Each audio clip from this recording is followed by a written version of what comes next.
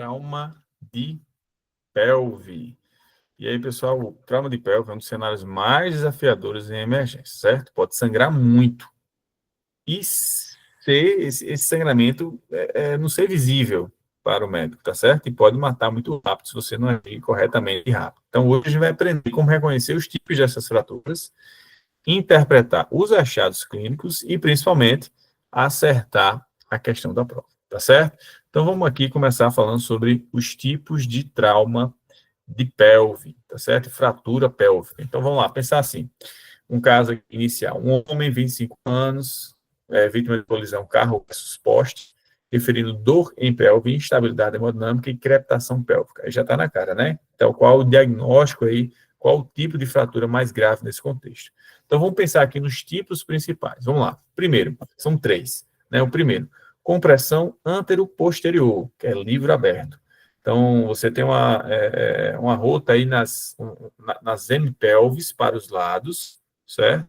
Então, abre a sínfise púbica, tá bom? Então, você tem um alto risco de sangramento venoso volumoso, que é comum aí em trauma de alta energia, por exemplo, motocicleta, carro versus poste, enfim. Você também tem a fratura número 2, seria a compressão lateral, que é a mais comum, 70% dos casos. Uma força lateral que comprime as asas do ilíaco, onde você tem o menor risco de sangramento, mas pode evoluir com lesões internas, tá bom? E a 3 seria a vertical, com estabilidade vertical. A hemipelve, ela desloca superiormente, associada à queda de altura. Então, você lesa vasos e ligamentos. E é instável e muito grave. Então, só para a gente entender aqui, ó, qual a fratura mais associada a sangramento volumoso, maciço, ok? Compressão antero-posterior, que é a fratura em livro aberto. Então, conduta inicial. Vamos lá. O que a gente vai fazer primeiro? Se o paciente chegou instável, hemodinamicamente, e você suspeita de uma fratura de pelve, o primeiro passo é o quê?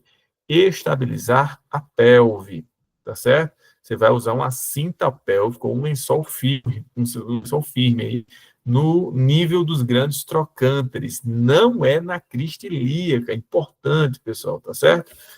Qual a função dessa contenção aí? É para reduzir espaço para o sangramento e vai ajudar a conter o sangramento venoso. Então, a dica prática, se a pelve está aberta, você fecha. Se está instável, você segura. O lençol aí vai te ajudar a salvar o paciente. Tudo bem? Então, uma perguntinha para vocês. O que acontece se você amarrar o lençol na crista ilíaca e não nos trocânteres? Então, você não vai comprimir a pelve corretamente. E o paciente vai continuar sangrando. Segundo passo, você vai avaliar se o paciente está com hemorragia intraabdominal. Vamos lá, qual é o exame? FAST, tá certo? Então, se o paciente não melhora com a estabilização da pelve, você vai fazer o FAST. Então, FAST positivo, vocês têm sangue no abdômen, você tem que fazer uma laparotomia,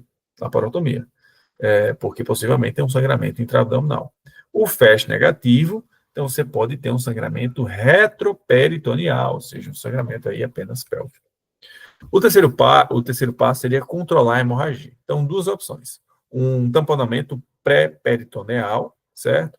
Onde você tem indicação aí no paciente com instabilidade hemodinâmica refratária.